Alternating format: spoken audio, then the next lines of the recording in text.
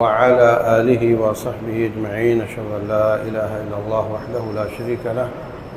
وأشهد أن محمدا عبده ورسوله صلی اللہ علیہ وسلم۔ سنن نبی داود میں ہے کہ رسول اللہ صلی اللہ علیہ وسلم نے فرمایا، بیت المقدس کی آباد کاری سے یثرب میں بربادی آئے گی، اور جب یثرب یعنی مدینہ منورہ اس میں خرابی آئے گی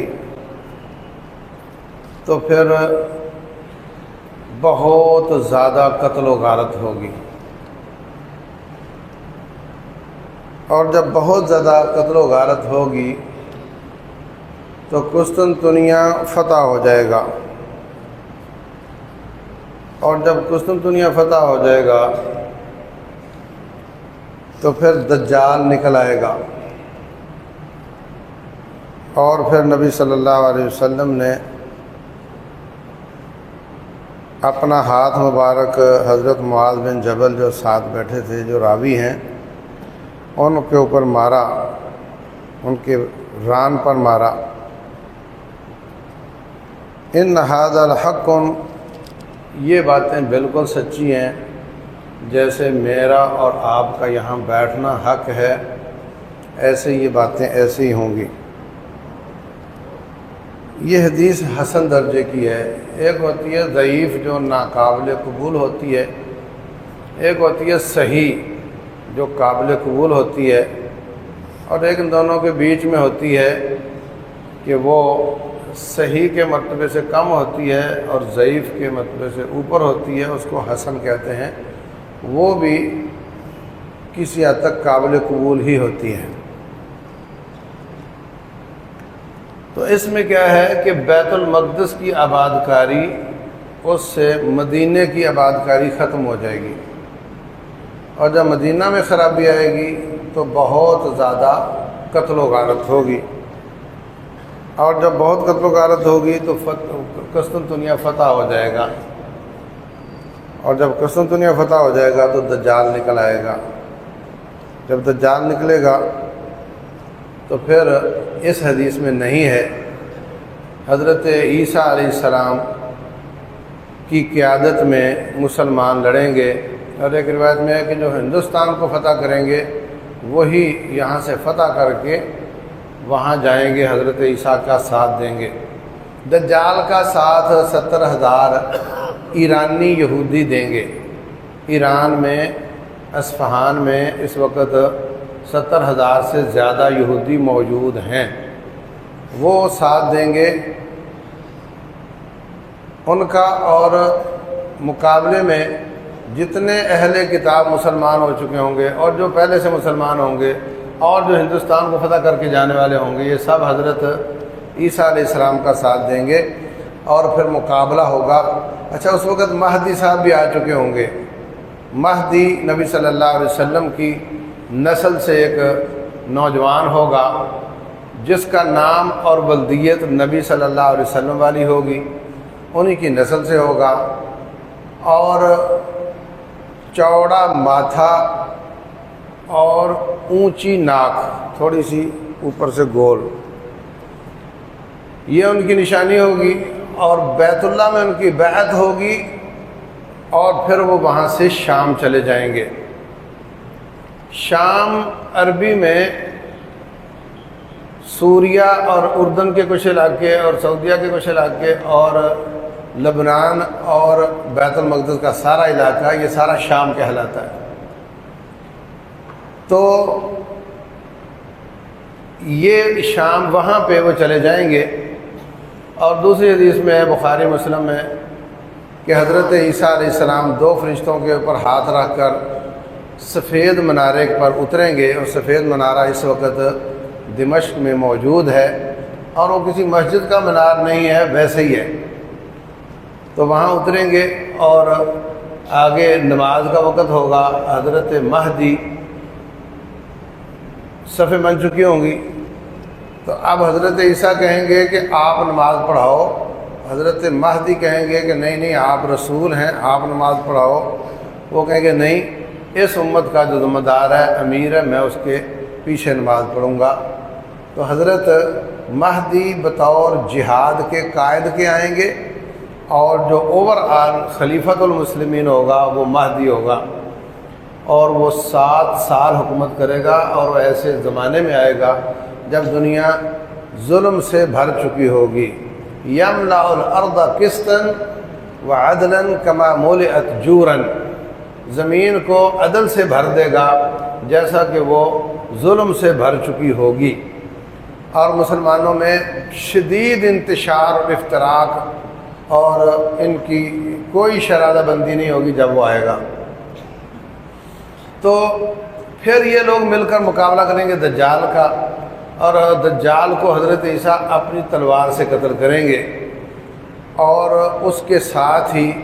پھر رسول اللہ صلی اللہ علیہ وسلم فرماتے ہیں کہ ہر درخت اور ہر پتھر بول بول کر کہے گا کہ اے مسلمان، میرے پیچھے یہودی چھپا ہے، آؤ اور اس کو قتل کر دو۔ یا مسلم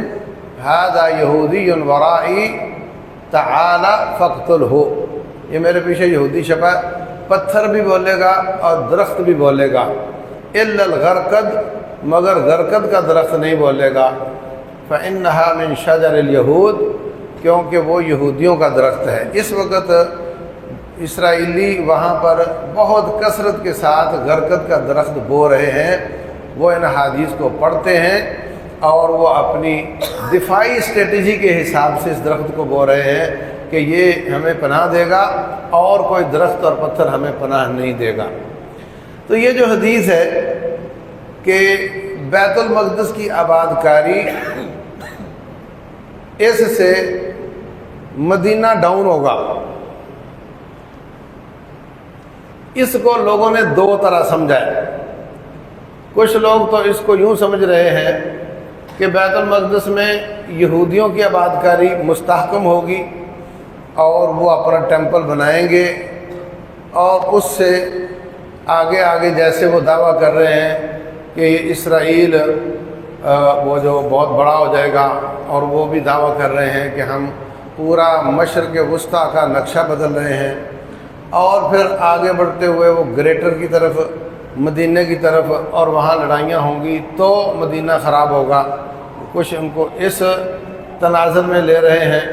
اور ظاہر سی بات ہے جب مدینہ تک پہنچیں گے تو پوری امت کے مسلمان کھڑے ہو جائیں گے، تو وہاں پھر بہت زیادہ قتل و غارت، کہ جب مدینہ خراب ہوگا تو بہت زیادہ قتل و غارت ہوگی۔ تو کچھ اس تناظر میں سوچ رہے ہیں۔ عرب لوگ اس کو یوں سوچ رہے ہیں کہ یہودی یہ والے پسپا ہو جائیں گے،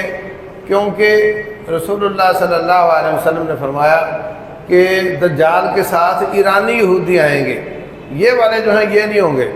تو یہ پسپا ہو جائیں گے، تباہ ہو جائیں گے، برباد ہو جائیں گے، اور مسلمانوں کا دارالحکومت، دارالخلافت بیت المقدس بنے گا، وہ آباد ہوگا، اور جو ہمارا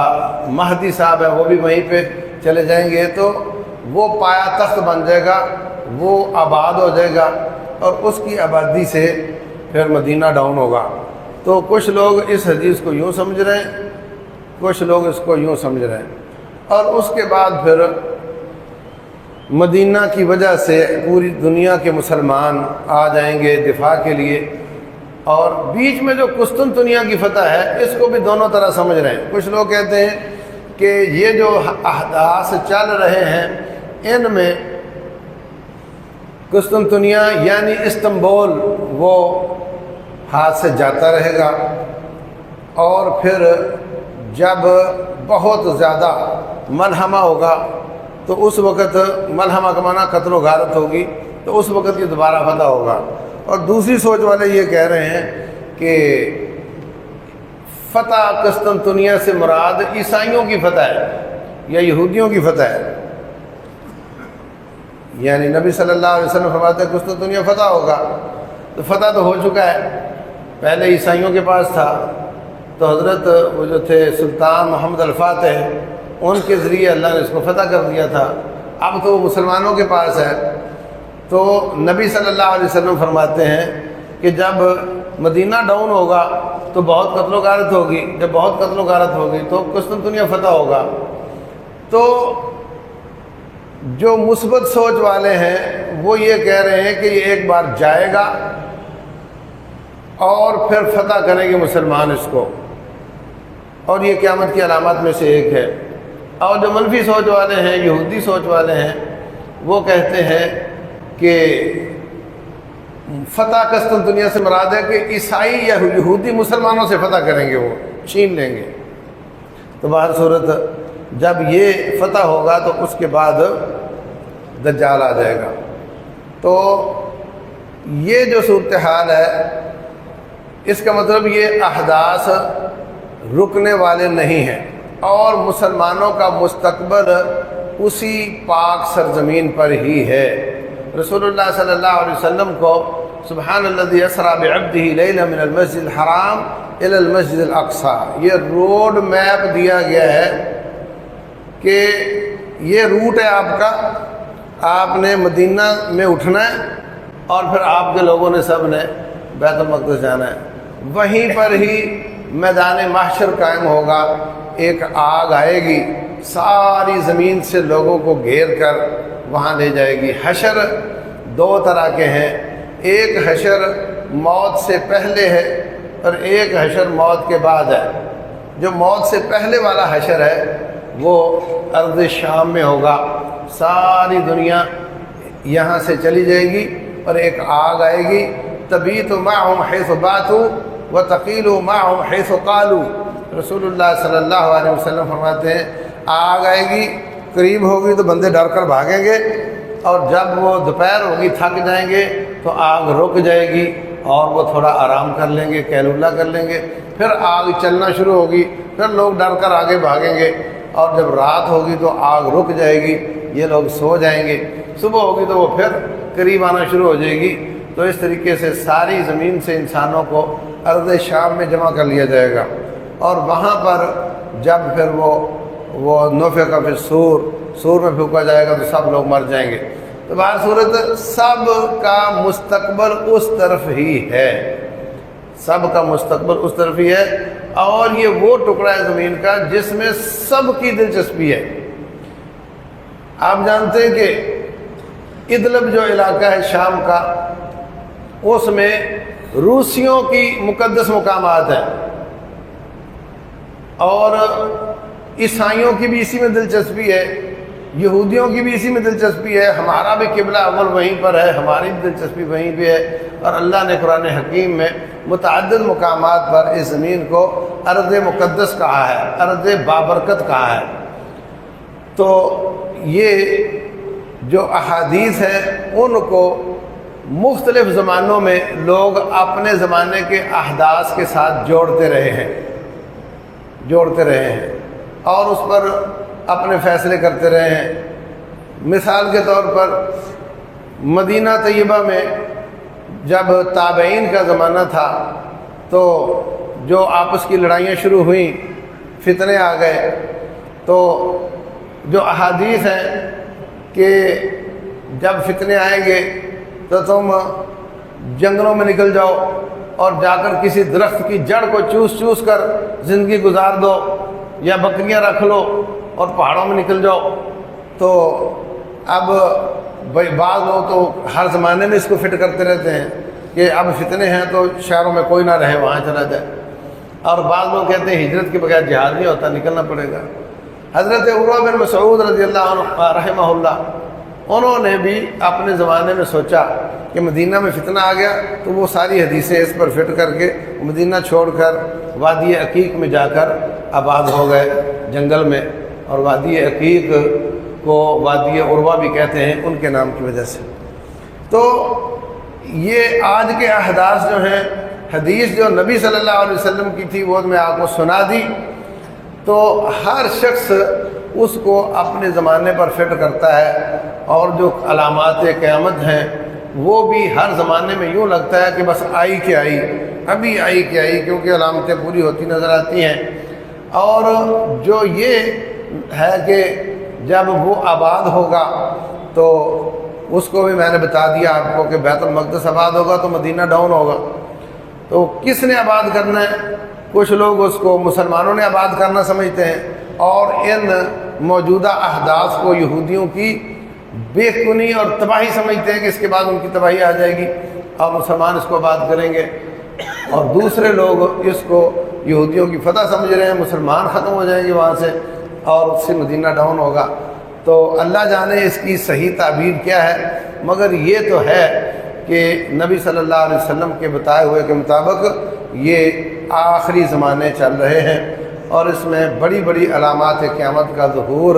قریب نظر آتا ہے۔ رسول اللہ صلی اللہ علیہ وسلم فرماتے ہیں بعثت انا والساعۃ کہاتین، دونوں انگلیوں کو ملا کر فرمایا مجھے اور قیامت کو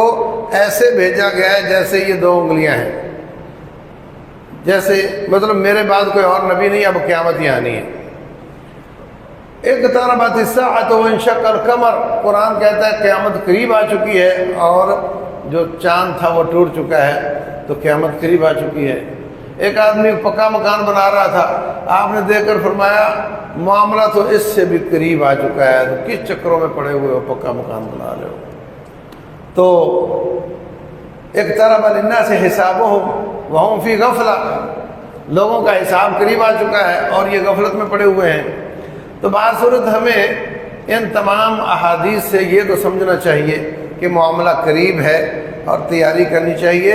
اور قیامت ان لوگوں پر آنی ہے جنہوں نے معاملے کو دور سمجھنا ہے،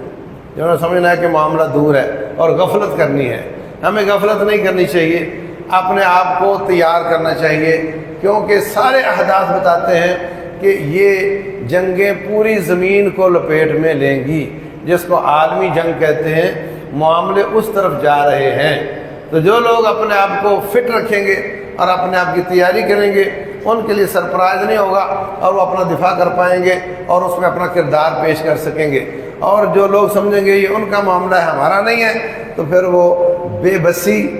کے آنسو روئیں گے اور اس کے سوا اپنی عزتیں بھی نہیں بچا سکیں گے، مال اور جان بھی نہیں بچا سکیں گے جنہوں نے تیاری نہیں کی۔ تو یہ خلاصہ ہے ان تمام باتوں کا کہ وہ ان کی سوچ پر ہو یا ان کی سوچ پر ہو، باہر صورت مرنا تو انسان کو ہی پڑے گا، اور اس کے لیے اس کو تیاری کرنی چاہیے کہ وہ کافر کے ہاتھوں مرنا چاہتا ہے مارتے ہوئے یا بھیڑ بکری کی طرح کٹنا چاہتا ہے۔ واللہ تعالی اعلم، وصلی اللہ وسلم وبارک علی نبینا محمد۔